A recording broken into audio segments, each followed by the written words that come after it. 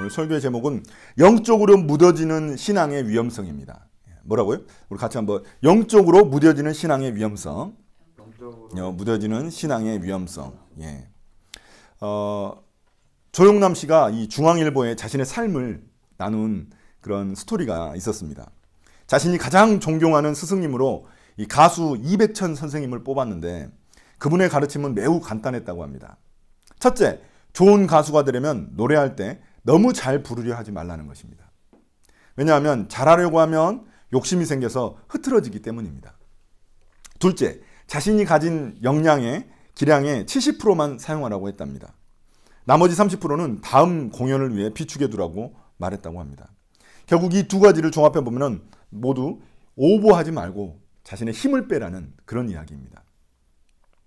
물론 이분의 가르침은 자주 공연을 하는 그런 실용음악하는 그런 가수들에게만 적용되는 이야기일 수도 있습니다. 그렇지만 프로 운동 선수들도 중요한 경기일수록 오히려 욕심을 내지 말라고 자기 스스로에게 마인드 컨트롤을 한다고 합니다. 자, 욕심이 지나치면 모두 망쳐버릴 수 있기 때문입니다. 우리의 신앙생활도 마찬가지입니다. 오늘 말씀에는 너무 오버해서 너무 힘을 줘서 모든 것을 망칠 뻔한 그런 사람이 등장합니다. 그의 잘못된 신앙을 통해서 우리의 신앙을 점검하는 시간이 되기를 원합니다. 자, 먼저 오늘 말씀의 배경을 살펴보도록 하겠습니다. 이제 13장부터 사무엘상 13장부터 이스라엘과 블레셋과의 전쟁이 일어나고 있습니다. 이스라엘을 항상 괴롭히던 나라가 이 블레셋이었는데 이 블레셋이 이번에는 대규모로 군사들을 이끌고 와서 이스라엘과 전쟁을 벌이고 있습니다. 그 블레셋이 가지고 있었던 철병거가 3만 대였고 또 기마부대가 6천, 그리고 보병이 모래알처럼 많아서 셀 수가 없을 정도였다고 하고 있습니다. 그러니까 엄청난 군대를 이끌고 와서 지금 이스라엘을 포위하고 있는 상태입니다.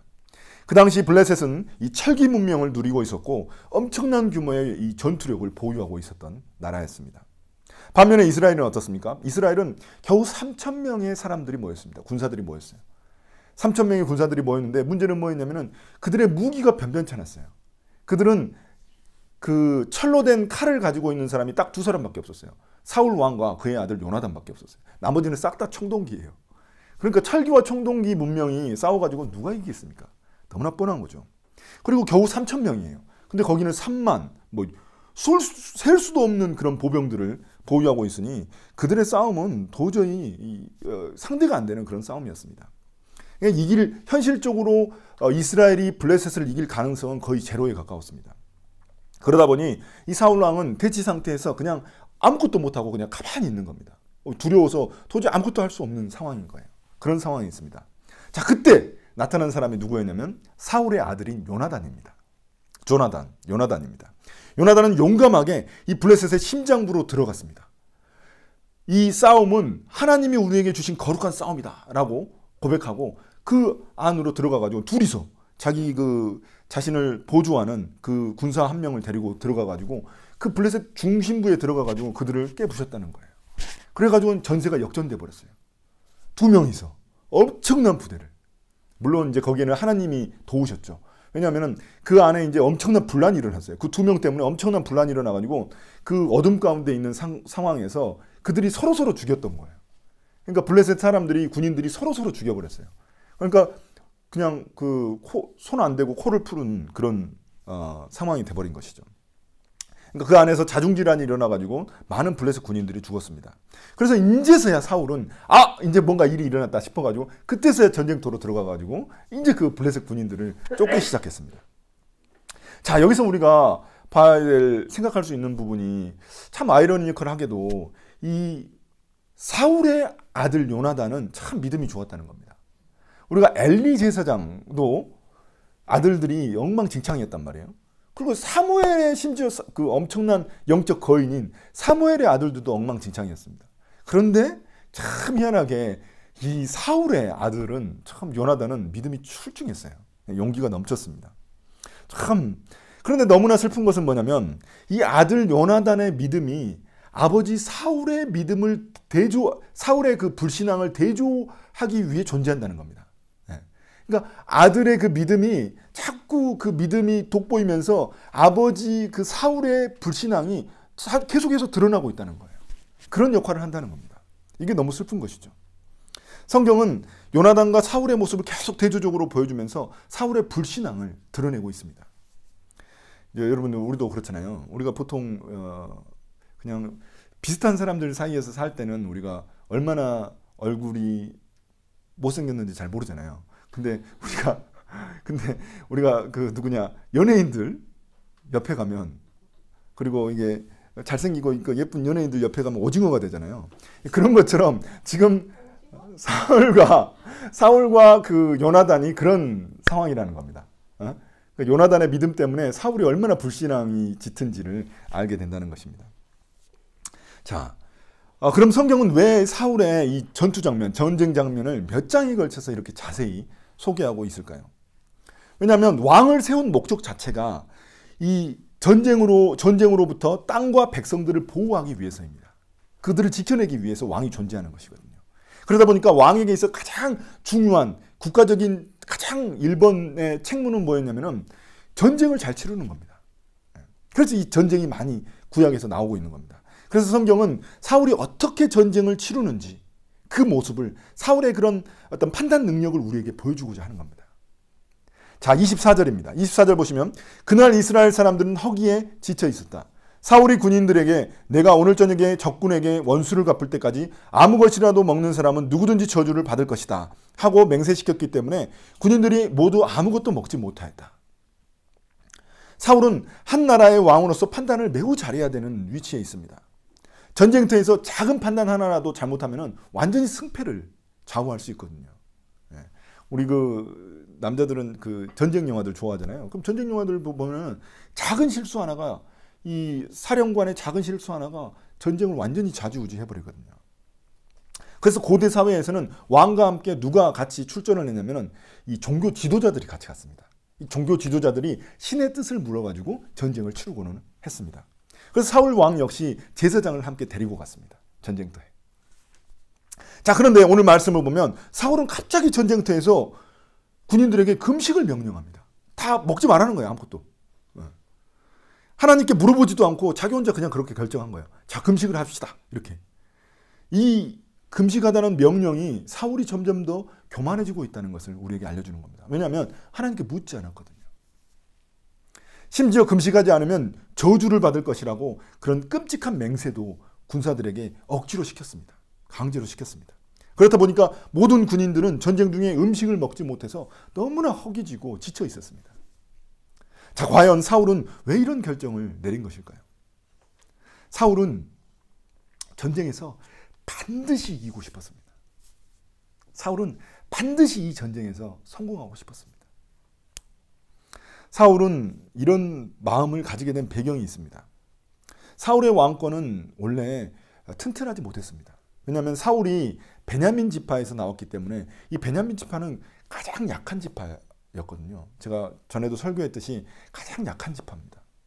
그러기 때문에 자신의 그 정치력을, 이 권력을 서포트해줄 이 그룹이 너무 부족한 거예요. 그러니까 우리나라로 따지면은 국힘이나 아니면 민주당이 아니라 정의당에서 대통령이 나온 꼴인 거예요. 그러니까 지지해줄 사람이 지지 기반이 별로 너무 약했던 거예요. 그래서 사울이 왕으로 선포됐을 때 그 사울이 왕 되는 것을 갖다가 반대했던 지방 세력가들이 있었습니다. 그 정도로 사울의 왕권은 이게 너무나 견고하지 못했어요. 위태로웠습니다. 그래서 사울은 이 전쟁을 통해서 자기가 진짜 자신의 그 능력, 왕으로서의 능력을 백성들에게 증명하고 그들에게 진짜 인정받고 싶었습니다. 사울의 이런 마음 자체가 나쁜 것은 아니죠. 우리들도 그런 욕구 있잖아요. 인정받고 싶은 욕구, 성공하고 싶은 욕구가 있습니다. 그러나 그게 너무 지나치면 그게 문제라는 겁니다. 사울은 전쟁에서 승리하기 위해서 하나님을 움직일 수 있는 기발한 방법 하나를 생각해냅니다. 그게 뭐냐면 금식을 하는 거예요. 금식. 금식을 하면 하나님이 좋아하셔가지고 하나님이 우리에게 승리를 주고 성공을 주실 거라고 그렇게 믿었던 겁니다. 사울은. 하나님이 무조건 이기게 할 거라고 생각했던 겁니다. 이거는 앞에서 우리가 봤던 것처럼 하나님의 괴를 이 전쟁 가운데 가지고 오면은 그걸 마치 부족처럼 생각해가지고 전쟁에서 이길 줄 착각했었던 그 이스라엘 백성들의 마음과 똑같은 겁니다. 사울은 하나님이 금식을 좋아하실 줄 알았죠. 좋아하죠, 보통은. 물론 그 금식 자체에 문제가 있는 것은 아닙니다. 금식은 원래 우리에게 뭔가 심각한 문제가 있을 때 하나님께 집중해서 기도하기 위해서 우리가 먹는 것조차, 일상적으로 먹는 것조차 금하는 행위를 말합니다. 그런 내가 하나님께만 온전히 집중하겠습니다. 그런 마음가짐을 가지고 하는 게 금식입니다. 예, 먹는 것조차 하지 않겠다는 거예요. 그래서 금식은 원래는 하나님께 집중하는 것이기 때문에 좋은 겁니다. 그래서 이스라엘도 원래는 전쟁을 치르기 전에 금식을 합니다. 하나님께 집중해서 기도하고 하나님께 우리의 마음가짐을 갖다가 다지기 위해서 금식을 합니다. 예. 원래 그렇게 하긴 했어요. 그런데 문제는 뭐냐? 지금 사울이 금식을 명령하는 때가 잘못됐다는 겁니다. 때가. 원래 그 전쟁하기 전에 금식을 해야 되는데 지금 언제 금식을 명령한 거예요? 전쟁을 하고 있는 도중에 지금 중간에 갑자기 금식을 명령한 거예요. 그럼 군사들이 무슨 힘으로 싸웁니까? 무슨 힘으로 싸워? 전쟁 중에 금식하는 사람이 어디 있어요? 그런 사령관이 어디 있습니까? 그런데 사울은 전혀 때를 맞추지 못하고 군사들의 상태도 몰랐어요. 군사들이 너무나 허기지고 배고픈데 전쟁터에서는 더 배고프거든요. 그런데 그걸 알지 못하고 사울은 금식을 명령했다는 겁니다. 그러니까 이거는 사울이 얼마나 영적으로 둔한 사람인지, 그리고 왕으로서의 자질이 얼마나 떨어지는 사람인지를 우리에게 보여주고 있는 것입니다. 자, 그런데 사울의 진짜 문제는 따로 있습니다. 그건 뭐냐면 사울이 이 금식을 명령한 그의 동기입니다. 동기가 중요해요. 하나님은 사울의 그 외적으로 보이는 행동뿐만이 아니라 그의 마음속 동기를 너무나 잘 알고 계셨습니다. 사울은 이 전쟁에서 반드시 이기고 싶었습니다. 왕으로서 반드시 인정받고 싶었습니다. 사울이 왕이 된 이유 중에 하나도 이 블레셋과의 전투에서 승리하기 위해서거든요. 자신의 부르심, 소명이에요, 이게. 그러다 보니까 사울은 반드시 이기고 싶었어요. 근데 하필 또 자신의 아들 요나단이 전쟁터로 들어가가지고 적군 그 심장부로 들어가가지고 완전히 전세를 역전시켜놨거든요. 요나단이. 그러니까 사울 입장에서는 나도 뭔가 해야 되는 거예요. 아버지인 사울 왕 자신도 뭔가를 해야 되는 거예요. 그 마음이 너무나 지나쳐서 전쟁 중에 이 금식을 명령하게 된 겁니다. 금식하면 하나님이 좋아하셔서 자신의 소원을 들어주실 줄 알았죠. 이런 마음이 그를 욕망에 눈멀게 했고 결국 금식이라는 잘못된 열심을 만들어낸 것입니다. 우리 신앙에서 잘못된 열심이 얼마나 위험하고 위태로운지 모릅니다. 금식이라는 행위 자체는 잘못된 게 없지만 그 행위의 그릇된 동기를 주님은 다 알고 계셨습니다. 사울은 사람들의 인정에 굶주린 사람이었습니다. 언젠가부터 그에게는 사람들의 인정과 성공이 우상이 되어버렸습니다. 그는 모든 사람들에게 능력 있는 왕으로서 인정받고 싶었던 것입니다. 그의 마음에는 내가 어떻게 해서 왕이 됐는데 어떻게 내가 이 자리에서 내려올 수가 있어? 어떻게 내가 실패할 수는 없지. 도저히 내가 실패할 수는 없지. 이런 마음이 있었습니다. 그러므로 사울에게 진짜 전쟁은 블레셋과의 전쟁이 아니라 자기 자신과의 전쟁이 더 중요했던 것입니다. 사울에게는 인정과 성공이 영화 그 반지의 제왕에 나오는 이 절대 반지와 같았습니다. 그 인정이라는 반지를 끼우기 위해 그에게는 모든 것들이 도구가 되어버린 거예요. 성공하기 위해서 모든 것들이 다 도구가 되어버린 거예요. 심지어 하나님까지도 자신의 성공의 도구로 삼아버린 것이 바로 사울입니다. 자, 그럼 우리는 어떻습니까? 우리 마음속에도 날마다 전쟁이 일어나고 있습니다. 우상들이 우리 마음의 그 한복판을 차지하기 위해서 서로 싸우고 있습니다. 누군가는 사울처럼 인정과 성공의 우상이 하나님을 마음속에서 밀어내고 있을지도 모릅니다. 우상이란 우리 삶의 도구일 뿐인데 그것을 절대적인 목표로 만들어버리는 것을 우리가 이 우상을 삼았다고 이야기합니다. 돈이나 명예, 성공, 우리 삶의 최종 목표가 아닌데도 불구하고 그 도구에 불과한데도 불구하고 그것을 우리의 궁극적인 목표로 삼아서 우상을 만들어버린다는 것입니다. 하나님이 계시는 그 자리를 이제는 우상들이 차지해 버린다는 것입니다. 제가 좋아하는 그 팀 켈러 목사님의 책 중에 이 내가 만든 신이라는 그런 책이 있습니다. 그 내가 만든 신에 보면 이런 이야기가 나옵니다. 크리스 에버트라는 과거 세계 정상급 테니스 선수가 있었습니다. 그 선수는 오랫동안 세계 정상을 누리다가 은퇴를 고려할 때쯤 이런 인터뷰를 했다고 합니다. 테니스를 떠나서는 내가 누구이며 무엇이 될 것인지 막막했습니다. 테니스 챔피언이라는 신분이 내 삶을 규정해 왔던 터라 우울하고 두려웠습니다. 완전히 길을 잃어버렸지요. 경기에 승리하면 내가 대단한 존재로 느껴져 기분이 좋았습니다. 마약 중독과 비슷했습니다. 경기에 내 정체성을 얻으려면 이 승리와 박수갈채가 필요했습니다. 지금 사울이 딱 이렇습니다. 사울은 자신의 정체성을 전쟁에서의 승리에서 찾고 있습니다. 성공에서 찾고 있습니다. 그는 백성들의 박수갈채에 굶주려 있습니다. 그러나 생각해 보십시오.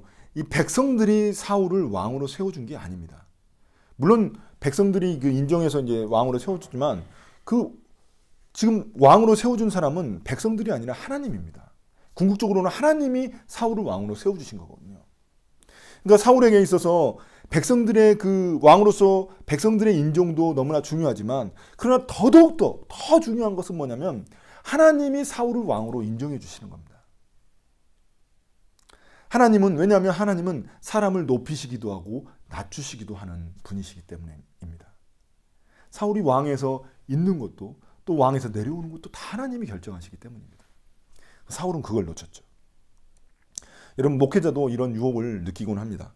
교회에서 경건활동 이것저것 정말 많이 늘리고 싶은 그런 유혹이 있습니다. 자, 우리 금식합시다. 다음 주부터 우리 한 주 동안 금식합시다. 이것도 하고 싶고, 자, 우리 묵상도 아침마다 엄청 빡세게 시켜가지고 막 하고 싶고, 막 새벽 예배도 막 해가지고 막 계속 막 나오게 하고 싶고, 이런 유혹이 있습니다.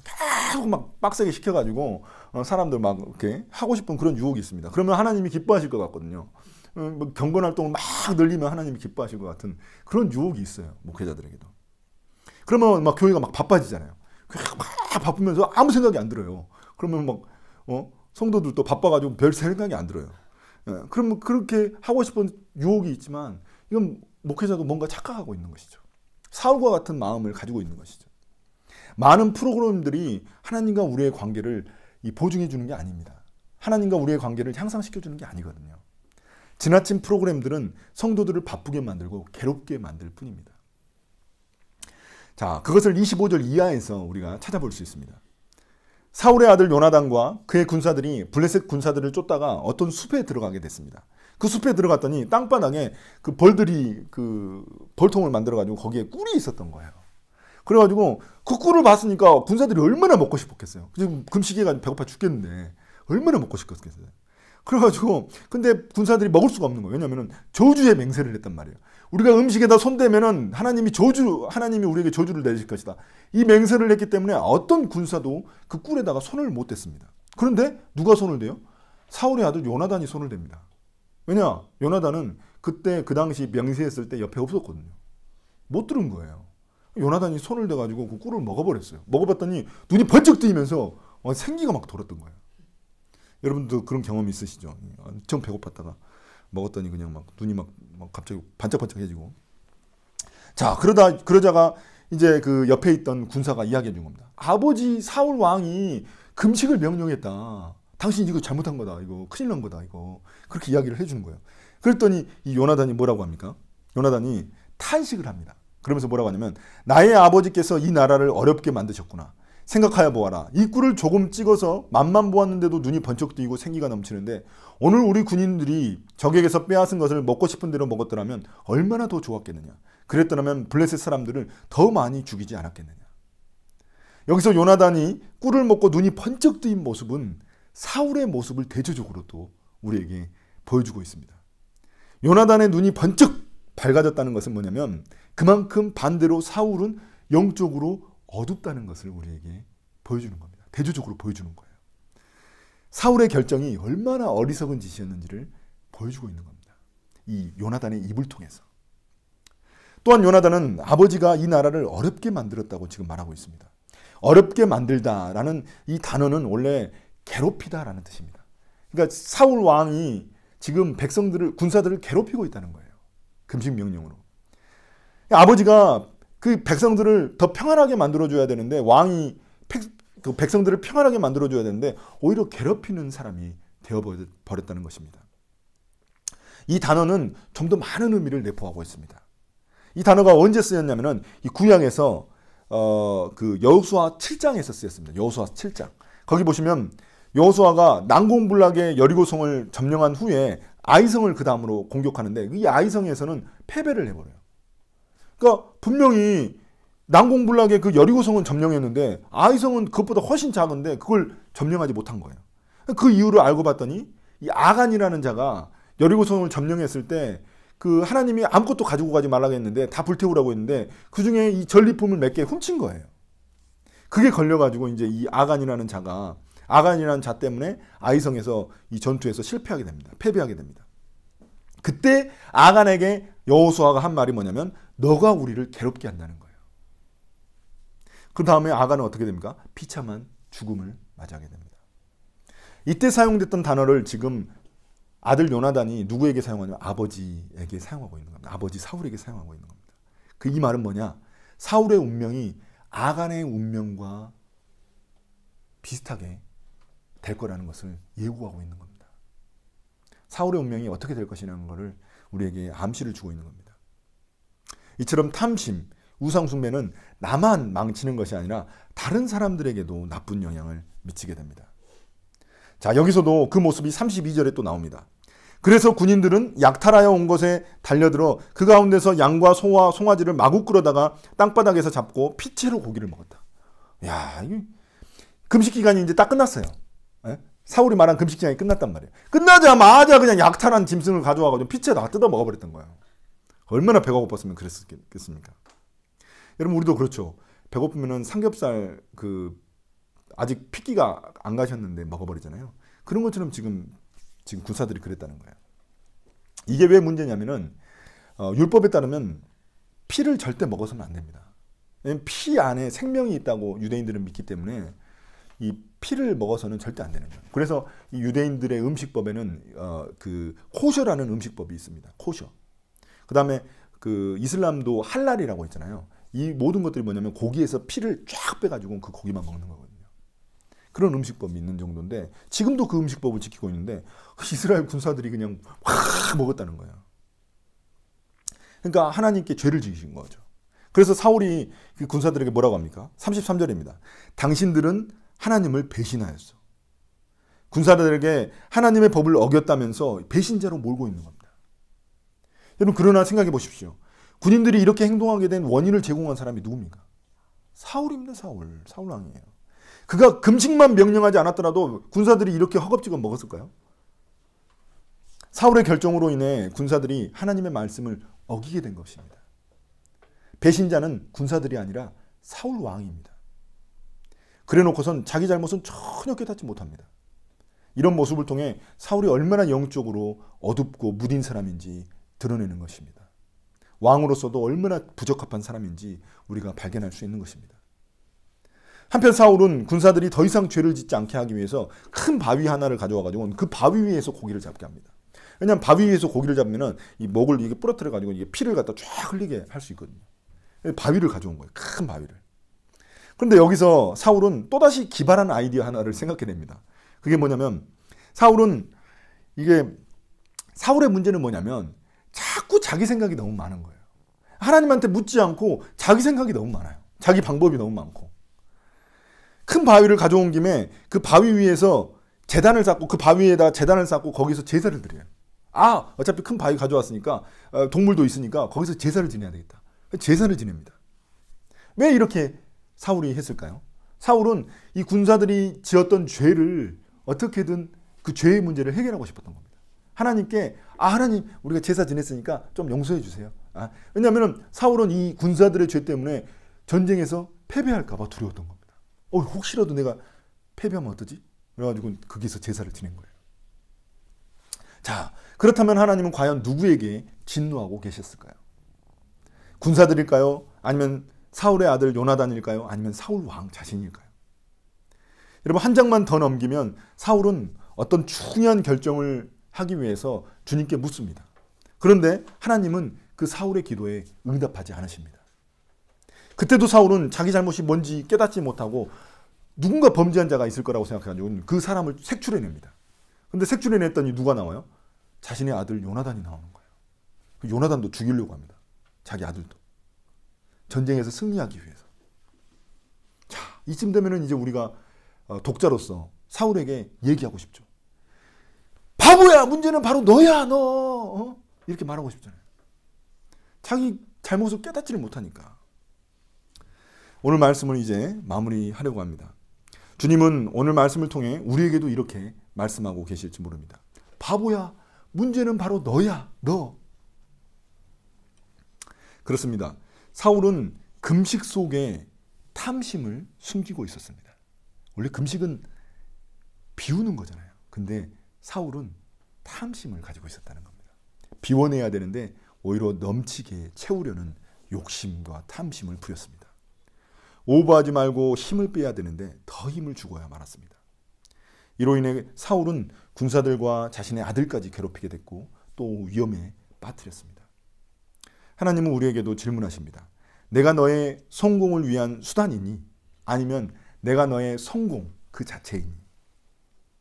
우리는 왜 주님을 믿고 신앙생활을 하고 있는 것일까요? 사람들의 인정과 성공 같은 내가 만든 우상을 얻기 위해 하나님이 필요한 것은 아닐까요? 사울은 금식이라는 그 경건을 자기 욕망을 위한 도구로 삼았습니다. 우리의 신앙생활도 마찬가지입니다. 우리의 예배, 기도, 말씀과 같은 이 거룩한 행위들도 우리가 하나님을 움직이기 위해 하는 것이 아닙니다. 내 뜻을 이루기 위해 하나님을 움직이려고 우리가 이런 경건 활동을 하는 게 아니라는 겁니다. 그것을 통해 우리가 하나님의 뜻을 알고 하나님의 은혜를 구하기 위해서입니다. 저는 이번 한 주간도 욕심으로 인해 영적 어리석음에 빠지지 않는 우리 다카포 식구들이 다 되시기를 예수님의 이름으로 축복합니다. 아멘.